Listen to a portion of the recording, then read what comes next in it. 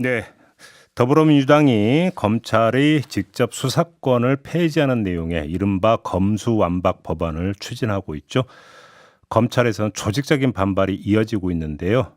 자, 민주당의 이야기 지금부터 들어보겠습니다. 국회 법사위원으로 관련 법안을 대표 발의한 분인데요. 김용민 의원 전화로 만나보겠습니다. 나와 계시죠? 네, 안녕하세요. 김용민입니다. 네, 일단 지금 검찰에서 조직적으로 반발을 하고 있는데요. 어떻게 지켜보고 계세요? 네, 조직적인 반발이라고 표현하는 게 사실 좀 맞는 것 같긴 하고요. 네. 네, 사실 예상은 했습니다. 과거에도 검찰은 개혁을 하려고 하면, 지금처럼 검사장 회의라거나 아니면 평검사 회의 등등을 통해서 입장을 계속 발표하고, 예. 일반 검사가 입장 발표하는 듯 하지만 사실은 대검이나 지휘부와 상의해서 입장을 발표해서 언론에 흘러나오게 하는 방식, 이런 방식들은 계속 활용해 왔거든요. 예, 예. 그런데 참 그 검찰은 국가 공무원이고 법무부 외청인데 이렇게 자기들의 이해관계와 관련해서 이렇게 입장을 발표하고 집단 행동을 한다는 게 이해가 안 되고 굉장히 특이한 케이스죠. 다른 공무원들은 이렇게 못 하거든요. 예, 예. 예전에 해경이 해체됐을 때에도 당시 해경들이 집단 행동했다라는 얘기는 전혀 들은 바가 없습니다. 예, 예, 예. 그리고 국정원도 지금 수사권이 폐지가 됐는데 국정원도 집단 행동을 했다라는 얘기를 들은 적이 없습니다. 대공수사권 말씀하시는 거죠? 예. 검찰만 유일하게 이렇게 집단 행동들을 하고 있어요. 그리고 여기서 그치지 않을 것이고 이제 친검이라고 부를 수 있는 이제 친검 학자들, 친검 변호사들, 친검 언론들이 계속 아마 지원 사격을 할 겁니다. 그리고 검찰이 이럴 때 이제 쓰는 좋은 방법 중에 하나가 그 부패 수사를 시작해서 네. 국민들로부터 박수를 받거나 시선을 좀 부패 수사 쪽으로 돌리는 방식들을 써서 개혁을 계속 무력화시켜 왔거든요. 우리가 이렇게 잘하는데 우리를 왜 개혁하려고 하느냐라고 하면서 그래서 그렇게 흘러갈 가능성도 있습니다. 또 한편으로는 검찰이 지금 이렇게 집단 행동을 하면서 하는 얘기 중에 하나가 이제 6대 범죄 수사 같은 것들의 대응 역량이 줄어든다. 그렇죠. 이런 얘기들을 하고 있는데 지금도 보면 도이치모터스 주가 조작 사건이나 여기에 대해서도 지금 검찰은 거의 수사를 하지 않고 있고 한동훈 검사 휴대폰 압수에도 비밀번호를 풀지 않고 무혐의를 성급하게 해줬거든요. 이런 것들을 보면 부패 대응 역량이 줄어든다라고 보기는 어렵고 오히려 검찰이 자꾸 이런 사건들 특정 사건을 봐주기 하고 하면서 문제가 더 됐던 게 아닐까 싶어요. 알겠습니다. 의원님 좀 하나하나 좀 정리 좀 해보죠. 일단 아직 좀 생소한 분들이 많을 것 같아서 지금 이제 그 민주당이 그러니까 법안을 여러 개 발의한 걸로 알고 있는데요. 네네. 일단 공통분모는 지금 검찰이 직접 수사를 할 수 있도록 한 그러니까 6대 중대범죄 있잖아요. 네네. 요거는 이제 다른 데로 돌린다는데 어디로 돌리느냐가 지금 그 통일이 안 돼 있는 거죠, 아직은. 아니요, 민주당 안은 기존에 검찰개혁위를 만들어서 거기서 만들어놓은 안은 중대범죄수사청 혹은 특수수사청이라고 불리는 별도의 수사기관, 전문수사기관의 수사권을 이양하겠다라는 잠깐만 그러면 아닙니다. 중수청이나 특수청은 이름만 좀 약간 달리 표현한 것인데 또 그 기구의 위상과 여건은 똑같다 이 말씀이신 건가요? 네, 정리되면? 거의 비슷합니다. 네. 아무튼 그러면 그냥 중수청으로 통일을 할게요. 네. 여기로 넘긴다. 예를 들어서 경찰로 넘기고 이런 게 아니라는 말씀이신 거죠? 네, 현재 민주당 안은 그렇습니다. 다만 근데 이제 민주당 내에서도 지금 의견들이 좀 나뉘어서 토론을 하고 있는 것인데요. 이런 것입니다. 민주당 안은 중수청이라고 봐야 되는데 우리가 지금 정권 교체기에 있기 때문에 민주당 안을 고집할 것인가 아니면 새 정부와 협의해서 새 정부가 그리는 수사에 대한 어떤 그림들이 있을 거니까 그거를 같이 협의해서 우리 안을 제시하면서 새 정부의 안도 받아서 협의를 할 것인가 이런 정도는 현재 논의 중이라고 보시면 될 것 같습니다. 그런데 지금 윤석열 당선인 같은 경우는 그때 검찰총장 사퇴할 때 명분 가운데 하나가 이 중청 설치 반대 아니었던가요? 중청 설치는 반대 입장을 표명하긴 했는데요. 네. 당시 윤석열 당시 검찰총장 후보자 시절에는요. 수사기소 분리를 찬성했습니다. 아, 그래요? 네, 입장이 계속 그때그때 바뀌는 것이죠. 그래요. 그러면 지금 국민의힘하고 협상할 여지가 있다고 보시는 거예요? 글쎄요, 지금 곧바로 협상은 쉽지는 않을 것 같은데요. 예. 저희가 이제 수사기소 분리를 법을 통과시켜 놓으면 일단 기본적으로 수사권은 그러면은 저희가 중수청법까지 같이 통과시키지 않는 걸 전제로 했을 때는 수사권이 경찰로 이양되는 것인데요.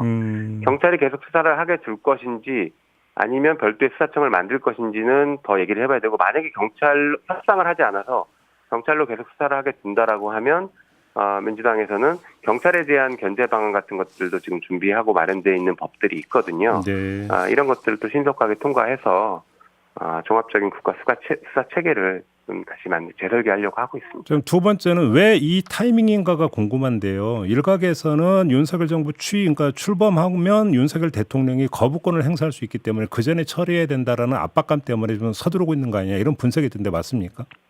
뭐 그런 분석도 할 수 있을 것 같긴 한데요. 네. 더 본질적으로는 저희는 약속을 지키는 단계라고 보시면 됩니다. 예. 저희가 대선 전에도 대선 결과와 상관없이 문재인 정부 내에서 수사기소 분리는 완수하겠다라는 약속을 끊임없이 했고요.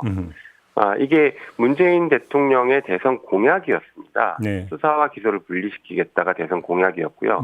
이재명 후보도 수사와 기소를 분리시키겠다라는 게 대선 공약이었습니다. 예. 그런데 문재인 정부 내에서는 수사 기소 분리까지 못 가고 수사권 조정까지 갔었거든요. 예. 네, 그것은 뭐 여러 가지 이유가 있겠지만 당시에 20대 국회 때 의석수가 부족했던 부분도 있고 해서 그런 절충점을 찾았던 것인데 21대 국회가 개원하면서 저희가 초기부터 수사와 기소는 이제 분리하는 단계로 가야 된다라는 논의를 계속 해왔고 그 결과에 대해서 약속을 지키겠다라는 차원이라고 보시면 됩니다. 그러면 여기서 이 질문 안 드릴 수가 없는데요. 왜 그러면 애당초 그냥 깨끗하게 그냥 몰아서 처리하지 않았느냐라는 궁금증이 하나가 있고요. 두 번째는 재작년 연말과 작년 초에 이 이야기가 집중적으로 나온 바가 있지 않습니까? 근데 왜 또 그때는 그럼 처리를 미뤘는가라는 궁금증도 있는데요. 처음에 왜 처리를 하지 않았냐라는 것은 방금 말씀드린 것처럼 의석수의 문제가 저는 하나 있다고 봤고요. 네. 또 하나는 이 수사 기소 분리를 처음부터 완전히 했을 때에 발생할 수 있는 혼란을 최소화하자라는 게 문재인 대통령의 생각이셨던 것 같습니다. 단계적으로 그래서, 접근해야 된다. 네, 그래서 과도기를 통해서 단계적으로 가자. 저희가 지금 서울에서 부산까지 가는데 지금 대전쯤에 휴게소에 지금 멈춰 있는 상태이거든요. 네네. 이제 부산까지 내려가는 것을 저희가 지금 얘기를 하는 것이고요. 예. 말씀하신 것처럼 뭐 작년이나 이때 통과할 수 있는 기회들이 있었는데 왜 통과를 하지 못했냐라는 것은 뭐 국민들의 여론은 충분했지만 당내에서 다양한 정치적인 어떤 현황들을 고려해서 이견들이 표출됐기 때문에 의견이 하나로 못 모아진 상황이었습니다. 그러나 지금은 의견들이 거의 통일되게 모아지고 있는 단계라서 가능하지 않을까 이렇게 보고 있는 그러면 내일 그 관련 의총이 열린다고 하던데 여기서 그럼 당론 채택은 무난하다고 보시는 겁니까? 뭐 내일 가봐야 알겠지만요. 예. 제가 뭐 최근까지 다른 의원들이랑 상의를 해보거나 이렇게 분위기를 보면은 충분히 가능할 것으로 보입니다. 그래요. 별로 반대하는 의원이 없다고요? 이거에 대해서? 수사기소 분리 자체에 대해서 반대하는 의원은 한 명도 없었던 것 같고요. 그러면 중수청 설치로 가는 게 맞느냐 이런 어떤 그 강론에서 좀 약간 의견이 갈리는 겁니까? 맞습니다. 중수청으로 가자는 의원도 있고 그게 아니라 경찰에게 수사권을 넘겨서 경찰을 견제를 제대로 하는 게 낫다라는 의견도 있습니다. 그러면 그거 같은 네. 경우도 그러면 중수청으로 가느냐 경찰로 가느냐는 다시 민주당 내부에서 의견 다시 조정 과정이 있을 수도 있다는 말씀이십니까? 네, 맞습니다. 그것도 내일, 그러니까 아까 말씀드린 것처럼 전체적인 수사권에 대한 로드맵을 내일 전체적으로 의총에서 같이 논의해서 결론을 내야 되지 않을까 이렇게 생각하고 있습니다. 혹시 그러면 이게 경찰로 넘기는 방안도 검토하고 있는 이유가 예를 들어서 그 법을 통과시킨다 하더라도 시행령은 어차피 이제 정부가 이제 만드는 것이기 때문에 구체적인 실행 계획을 짜거나 중수청장 임명하는 과정에서 현 정부의 뜻대로 이루어질 수 있기 때문에 바로 이걸 우려해서 경찰로 넘기는 건 아닙니까? 그런 건 전혀 아닙니다. 만약에 그런 걸 우려했다라고 하면 경찰에 넘기는 것도 똑같은 문제가 발생하는데요. 그런 문제는 아니고 새로운 조직을 신설해야 되는데 이제 저희가 곧 야당이 되는데 야당이 단독으로 새로운 조직을 신설하는 게 맞느냐에 대한 뭐 고민이 좀 있다라고 보시면 될 것 같고요. 네네. 그걸 넘어서서 뭐 시민사회 쪽에서도 사실은 의견이 좀 갈리는데 말씀드린 별도의 수사청을 만들어야 된다라는 의견을 내는 곳도 있고 지금 경찰에게 그냥 넘겨서 경찰을 어떻게 잘 견제할지 수사권을 어떻게 잘 통제할지 이것을 논의하는 게 더 중요하다라는 입장들도 있거든요. 정리를 하면 수사권과 기소권의 완전 분리는 뭐 민주당 안에서 거의 이견이 없고 마지막 쟁점은 중수청으로 가느냐 경찰로 가느냐 이것만 남아있다. 이렇게 정리하면 되는 건가요? 네, 거의 비슷한 상황이라고 보시면 됩니다. 알겠습니다. 이번에는 좀 검찰의 반박 논리에 대한 질문을 좀 드리겠습니다. 검찰 대검에서는 이건 위헌 소지가 있다. 왜 그러냐면 헌법에 검사가 수사 주체로 명시되어 있지 않느냐 이 점을 강조하던데 어떤 말씀 주시겠습니까? 그거는 국민을 정말 속이는 나쁜 주장이라고 생각합니다. 네. 헌법에는 검사라는 표현이 나오긴 하는데 영장 청구권에 대해서 나오지 수사의 주재자라고 단 한 번도 나오지 않습니다. 오히려 헌법재판소가 공수처에 관련된 위헌 사건 처리했을 때에도 검찰은 헌법기관이 아니다라는 취지로 얘기를 했었습니다. 네네네. 그래서 이것을 마치 검찰이 헌법기관이고 수사를 반드시 검찰이 해야 되는 것처럼 얘기하는 건 잘못된 것이고 실제로 헌법의 12조와 15조에 검사 얘기가 나오는데 경찰이 영장 청구할 때는 검사를 통해서 하라라는 그런 취지입니다. 영장 청구권만 있다 헌법에는.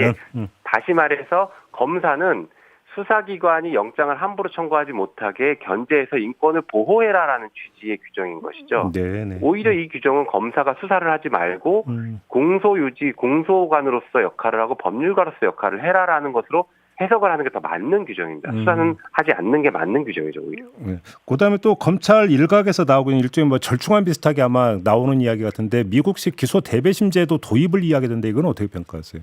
네, 그 부분도 약간 여론을 호도하고 있는 것이라고 저는 생각합니다. 예. 기소 대배심은 수사권과 큰 상관없이 기소권에 대한 견제 장치입니다. 그렇죠. 예. 그러니까 수사권에 대한 견제 장치를, 그러니까 수사권을 이양하는데 견제 장치로서 기소 대배심을 얘기하는 건 전혀 다른 얘기를 하는 것이죠.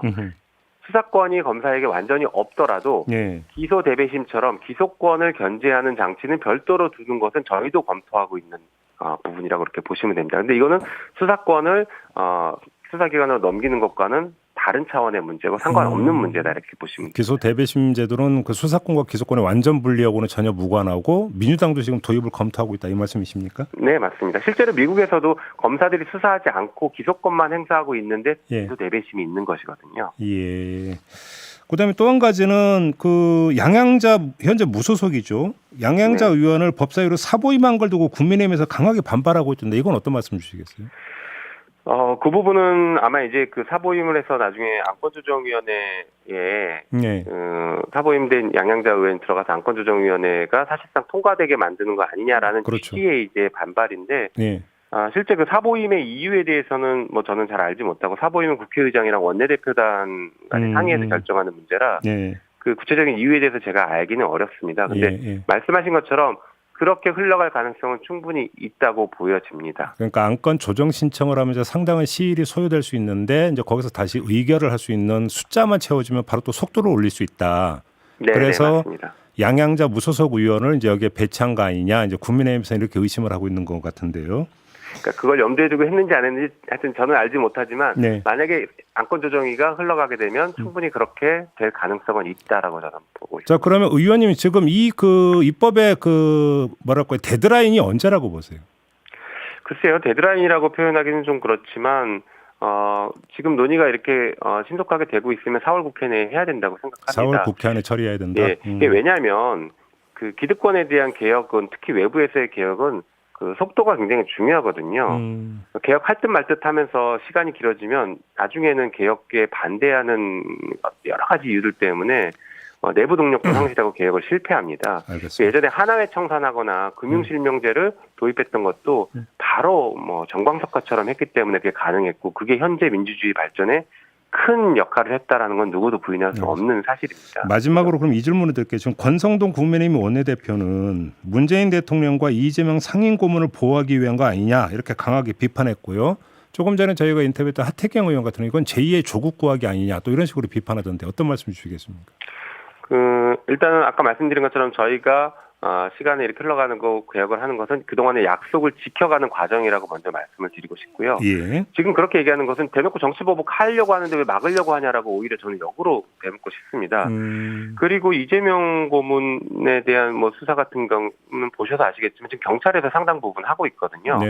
수사기소 분리랑 큰 상관없습니다. 어차피 수사기소 분리하면 경찰이 계속 수사를 할 것이기 때문에 그런 차원은 아니고 저희가 약속을 지키겠다. 그리고 그 검찰 개혁의 과도기를 넘어서 이제 완성으로 가야 될 때다라는 것을 저희가 그럼 명백하게 하나만 하는 더요. 차원입니다. 친문 검사들도 반대하고 있지 않느냐 이런 목소리도 나오던데. 네, 친문 검사라고 말하는 것은 저도 좀 어폐가 있다고 보여지긴 하지만 예. 검사들은 기본적으로 수사기소 분리에 대해서 반대하는 입장일 수밖에 없습니다.